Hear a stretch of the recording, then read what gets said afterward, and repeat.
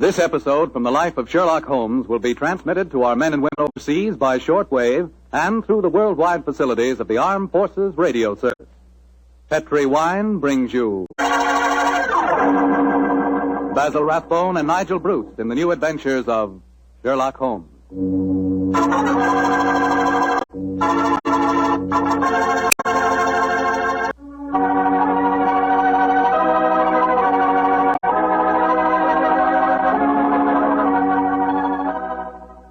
And now for our weekly visit with the good Dr. Watson. Let's see if he's waiting for us. Come in. Good evening, Mr. Fogg. Oh, good evening, Doctor. Playing the phonograph, I see. Yes, my boy, and that particular melody has very potent memories for me. Here, I'll turn the thing on. You haven't come here to listen to a Mozart sonata. You want a story, don't you, young fellow, my lad? That's right, Doctor. Well, let's sit down. All right. That's better. Now I'll tell you what. Oh, thank you, Doctor. Began in Vienna in 1889, many years before the insane house painter named Schicklgruber had converted that gay city into a place of fear and oppression. And what were you and Sherlock Holmes doing there, Doctor? Just taking a trip? Mr. Foreman, in those early days of our association, we didn't have the time or the money for just taking trips. No. We were in Vienna because Holmes had been engaged in certain highly important investigations. We were staying in a charming little pension inhabited by students and musicians. And on the night the story began, we'd finished dinner and had returned to our room. I was busy making some notes on the investigation we'd just concluded. And Holmes was scraping away at his beloved violin.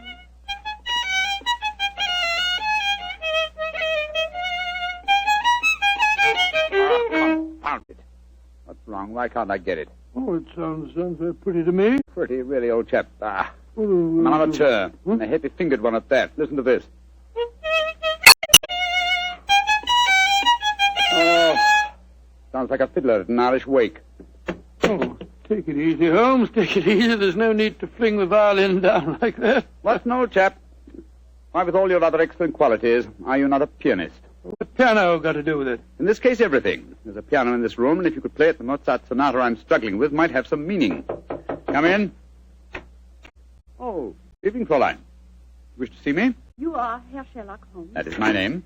Then, I wish to see you. I'm Lea Uhlenstein. I live here in this pension. How do you do? This is my friend, Dr. Watson. How do you do, Herr Doctor? I'm very glad to meet you, my dear Lea. Fräulein Uhlenstein, may I pay my tribute to the brilliance of your piano playing? You have the exact precision of phrasing that Mozart demands. How do you know of me? Both Dr. Watson and I were present at the command performance you gave at the Imperial Court a fortnight ago. Hey, curious, I knew I'd seen you somewhere before. My friend was just expressing the need of a pianist as you walked in, young lady. Perhaps I'm two of sorry. you... I do not play with amateurs. Amateurs? Well, really? I do not mean to be rude. It's just that my life is dedicated to my professional career. I quite understand, Fräulein. And now please tell me, what can I do to help you? I must presume you have come to see me in my professional capacity. Jawohl. That is correct, Herr Holmes. Though I realize to a great detective like you, my problem must seem quite trivial. I'm being blackmailed by a man in this pension. He is Sándor Árpády, a Hungarian painter who lives in the studio upstairs. Sándor Árpády. Yes, I think I've heard of him. Since 2 months now, ever since he know my secret, he's come to me for money, and today he tell me he must have 250 guldens, or he will go to the police. I have not that much money. Herr Holmes, please to tell me what I shall do. Just what hold does he have over you? My brother, Karl, he got into some trouble here, and the police were looking for him, but he ran away to München, as you say, Munich, and Sándor Árpády knew of this. He was a friend of mine, so I thought. When this trouble come on my brother, I turned to Sándor for help. The smuggle come out to the country, and he turned on me for blackmail. He's a bad man. I wish he was dead. Most blackmailers are cowards at heart. I think Dr. Watson and I will call on the gentleman. By the way, does he have any written evidence of your brother's crime? Yeah, he has his address in Munich. I show Sándor a letter from him when he first go there, and keep the letter, will not give it back to me. And if he gave the police your brother's address, they'd arrest him, eh? They would, of course. Yes, Herr Holmes, will you please to tell me what I should do? I cannot go on this way. My My music Now, is Fräulein, so calm yourself. I shall be most happy to help you, and if you will lead the way, we'll see how persuasive we can be with Shandor Paddy.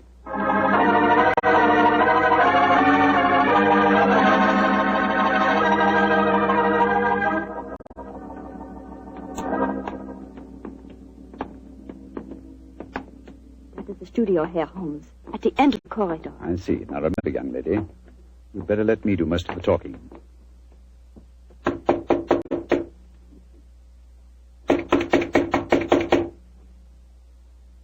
He must be out.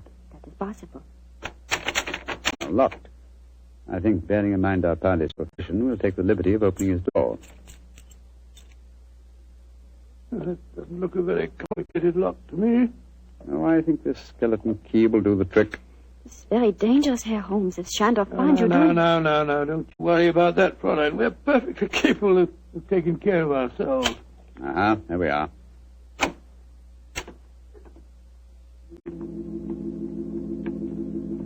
Close the door behind you, will you, Watson? Can't see a thing. I'll strike a match. Oh, Gottenheimer! Quick, Scott, look at him. Slumped over his desk. Light the gas, will you, Watson? Right you are, Holmes. There. Judging from his appearance, Fräulein Ullenstein, I think Sandor Paddy had other enemies besides yourself. Less scrupulous enemies. He's been strangled. Look at the finger marks on his throat. Is he... Yes. His body is still warm, though. I'm afraid he's dead. I am glad. He was a bad man. Deserved to die. Watson, do you notice that the fingers of the killer have broken the skin and drawn blood? Oh, yes, so they have. Should we not communicate with the police? Before we do that, Fräulein, we must see if we can find your brother's letter. Help me move the body, will you, Watson? Lying across an open dispatch box that might contain the document in question. Right, Joe. Come on, Buffalo. That's it. The painter, the late Mr. Paddy, was an unusually methodical man. Everything filed here in alphabetical order. Here we are. You, Fräulein Leah Ullenstein. And the letter has the Munich postmark. I think this must be the document in question. Will you examine it, please, Fräulein? Yeah, this is the letter. Herr Holmes, how can I thank you? There's very little to thank me for. If the blackmailer were still alive, I fear it wouldn't have been so simple a matter. I wonder what other treasures this box contains. Hello? What is it, Holmes? Interesting. Extremely interesting. Look at this, old fellow. Good Lord. Information on the case that we've just been working on. Exactly, and from the names attached to the document, I think we may assume that the dead man did not confine his blackmailing to struggling young pianists. He was after big game, too. Yes, we'd better be careful, Holmes. I don't think that we should go for the police just yet. No. We'll start by having a little talk with the other residents of this pension. Fräulein, who lives in the room adjoining this one? I too, Herr Holmes. And the room across the landing? Lai Tong-fo, the great Chinese actor, he's performing here in Vienna. I see. Then I think we'll start by calling on him. Return to your room, Fräulein, and we will let you know later what we've found. In the meantime, say nothing to anyone of what has happened. I will do everything you tell me, Herr Holmes, and please, once again, please let me thank you for what you've done for me. You know, Holmes, I'm not sure that girl didn't strangle Arthur herself. Pianist would have unusual strength in her fingers, and we know that she had the motive. And look how unnaturally calm she was when she realized the man was dead. I disagree with you, old fellow. Huh? I think what you refer to as unnatural calmness is really the cold detachment of the two... Well, I have a feeling that we should keep an eye on her, just the same. We will, Watson, we will. And now I suggest we pay a visit across the landing to the distinguished Chinese actor, Mr. Ling Tu-fo.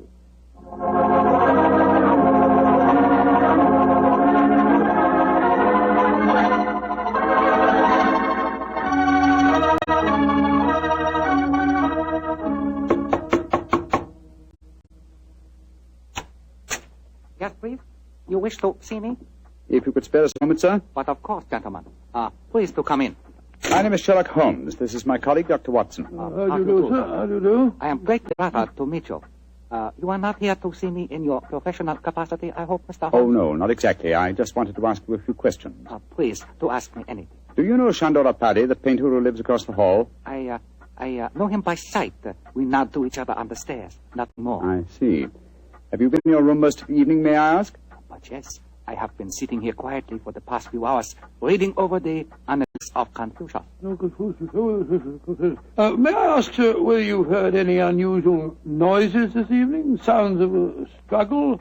Or a cry from the direction of Sandor Pardi's room, for instance? I do not think so. Wait, yes. I think I did hear laced voices in there, and the sound of a cry. About how long ago was this? Oh, an hour ago, perhaps more. Is anything wrong? Has trouble come to Sandor? Sandor? I thought you said you had only a nodding acquaintance with the gentleman. Well, he is a well-known artist. It is only natural I should call him his first name, Mr. Holmes, even though I do not know him. Has something happened to him? I'm afraid so, but I can't tell you any more about it at the moment. Thank you for your cooperation. We shall see, no doubt. Good evening, sir. Good evening, gentlemen. Good evening. That fellow wasn't telling us the truth, you know, Holmes. He seemed to me... Well, where are we going now? Downstairs to the porter's desk. There's only one entrance to this house, you'll remember. The porter may be able to tell us of any unusual comings and goings in the last hour or two. Come on, old chap, don't dawdle. There's a great deal of work ahead of us.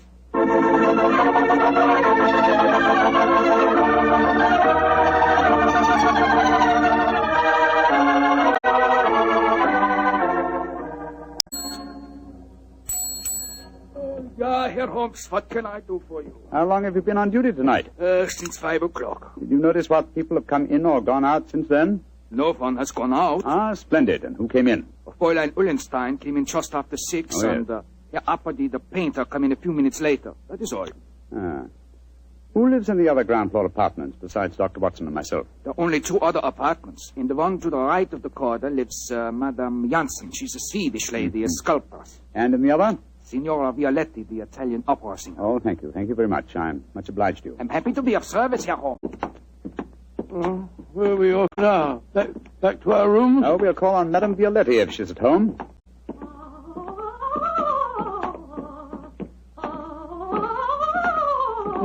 It sounds as if she's very much at home.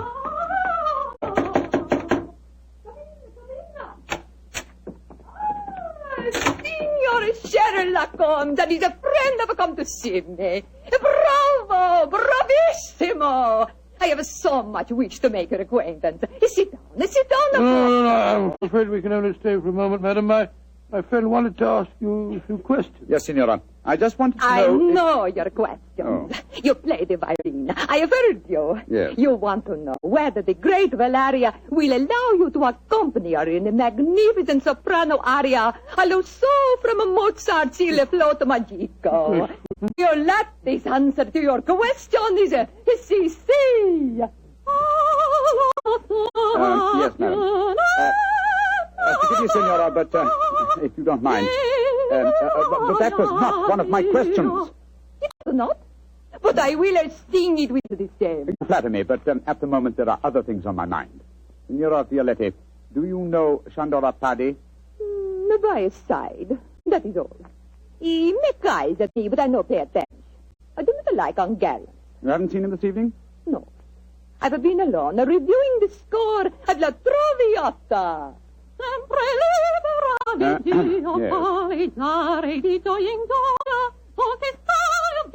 I am to sing it next week here in Vienna. I hope you'll both be present. It would be a great treat for I'm you. sure it would be, Signora. Now, if you'll excuse us. Oh, it is sad you must go so soon. But come and see me again, and I will sing for you both before you leave Vienna. Great Scott, what a ghastly woman. She's not your murderess, I'm sure. And now I suppose we'll have to question this sculptress woman. And then we'll talk to everyone in the house. No, I think before we visit her, we'll examine the dead man's room a little more closely. That black tin dispatch box may hold the key to this mystery.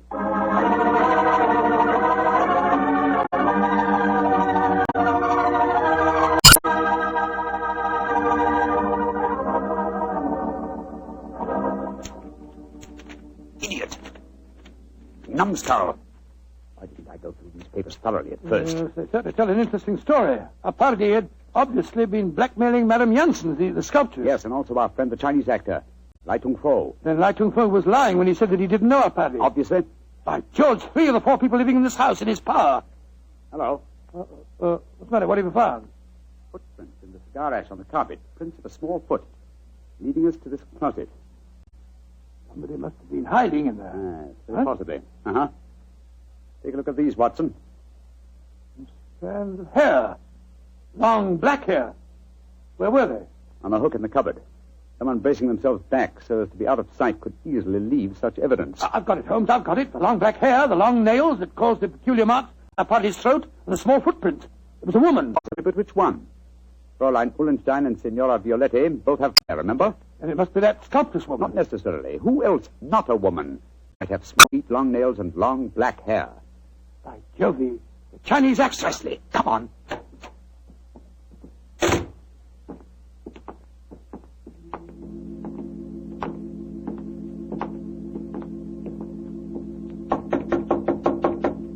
I hope he's still there. No answer. Come on, let's go in. Holmes, look at him. He's praying. His head's in his hand. No, my dear fellow, I'm afraid prayers can do him no good now. He's been strangled. Strangled with his own cue.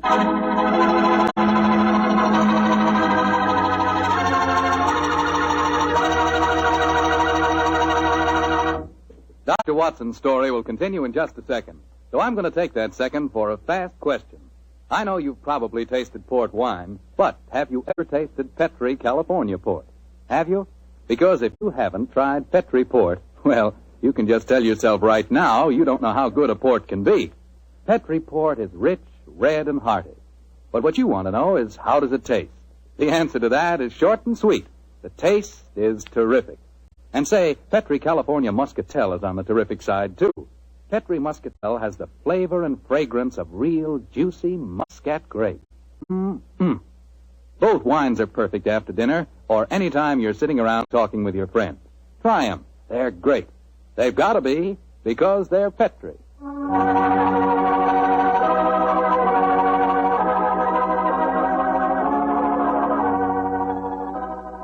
And now back to tonight's new Sherlock Holmes adventure. The famous pair are staying in Vienna, where they've become involved in the mysterious strangling of a notorious blackmailer. As we rejoin our story, Sherlock Holmes and Dr. Watson are cross-questioning another of the suspects, a Swedish sculptress by the name of Madame Janssen. What do you want with me? Why have you come in here? Well, we just wanted to ask you a few questions, madam. To admire your figurines, may I ask if you always work in clay? Yeah, but what's that to you? Do you wish to buy some of my sculpture? No, but I assure you the question was pertinent. Tell me who you are and stop wasting my time. My friend is a private detective, madam. A detective? Who sent you here? No one sent me here. I'm conducting an investigation of the murder of Shandor Apadi. Shandor dead? Mm-hmm. Good. I'm glad. Yes, madam, but we happen to know that you had a motive for killing him. He'd been blackmailing you. Get out of here. What right have you to come here and question me? No. Look here, madam. If you know what's good for you, you will answer our question. And if you know what's good for you, you'll get out of here, both of you. Come along, Watson. But, Holmes, you can't possibly... Forgive me, madam, for our intrusion. We've meant no rudeness. You have been rude. Intolerably rude. Go away. Whatever made you back down like Holmes? Obviously, she's the killer. Rubbish. But her hair was jet black. Yes, but it was short hair. And didn't use the size of her feet anyway. She works in clay. If it had been marble, I might have suspected her. Upon my soul, Holmes, I wish you'd tell me what you're driving at. The answer to these killings now, Watson. But I'll have to prove it. I'm afraid I must work without you, old chap. Do you mind waiting for me in our room? No. Wait a minute. That may be dangerous. Wait for me in Signora Violette's room, if you don't mind. I'll join you there as soon as my work is done. Pretend that you have returned because you were so enchanted with her voice. Oh, great Scott, Holmes, you can't ask me to be alone with that dreadful woman. Please do as I say, Watson, and don't question me. There isn't a moment to be lost.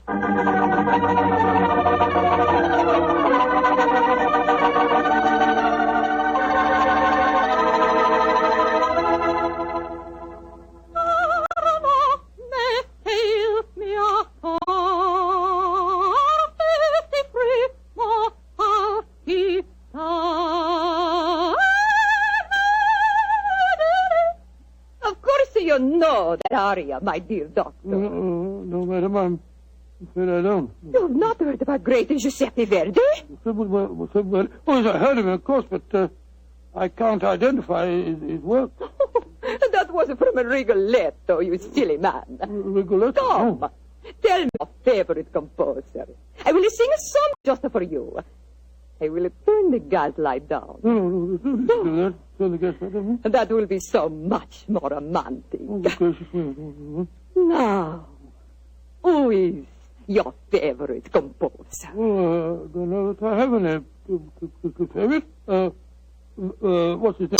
Wagner's very fine, you know. Oh, Wagner is a heavy like most German composers. But the Violatti can master him. Oh, Lord, here she goes again.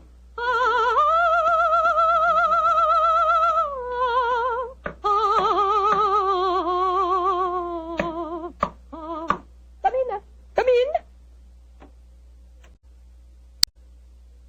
I cannot see who it is. Come into the light. Great heavens, a Chinese actor. I am sorry to make commotion, but as we say in my country, those who run from graves speak with double knowledge. Oh, you devil! You devil! I kill you once! I kill you once! I kill you again! Thank you for the confession, Senora Violetti. You can testify to it, Watson. Holmes! No, you don't, Senora. Your nails are too sharp for my liking. I'll kill you to both of you! I'll kill you! Watson, catch her! She's fainted, Holmes. Fainted, eh? What an undramatic exit for a most dramatic lady.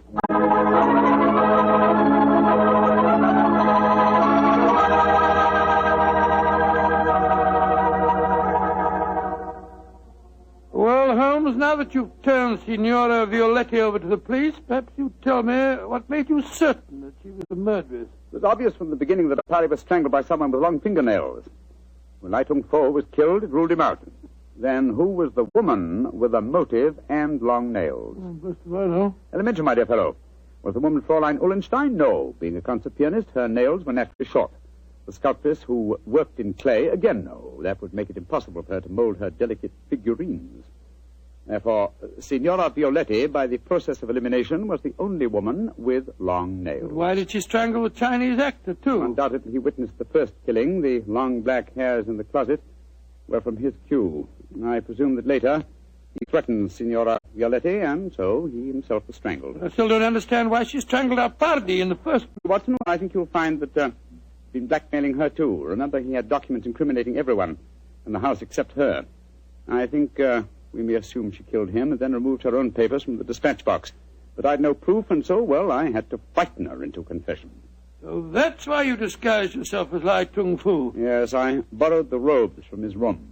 It was lucky that the lights were low as I entered. Yes. And it's also fortunate that to the average European, all Chinese look alike. Come in. Ah, Fräulein Ullenstein. We'll be in to see you in a few minutes. I've been waiting so anxiously. Is everything all right? Well, from your point of view, my dear young lady, yes. There's nothing more for you to worry about. Oh, I would like to repay you, Herr Holmes. Yeah. I've done very little for you, but if you really feel that you owe me something... Yeah? Well, perhaps just this once you wouldn't mind accompanying an amateur? It would be a pleasure. What is it you wish me to play? A Mozart sonata. But of course. The rondo from the E-flat, I Ah, suppose, that's splendid. Please, Fräulein. You like Mozart, Herr Doctor? Oh, very much, young lady, very much. In fact, I might say he is my favorite composer.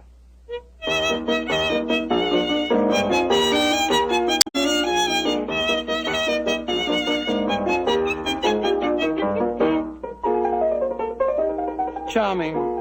Perfectly charming. I only wish that all our adventures could end so melodiously.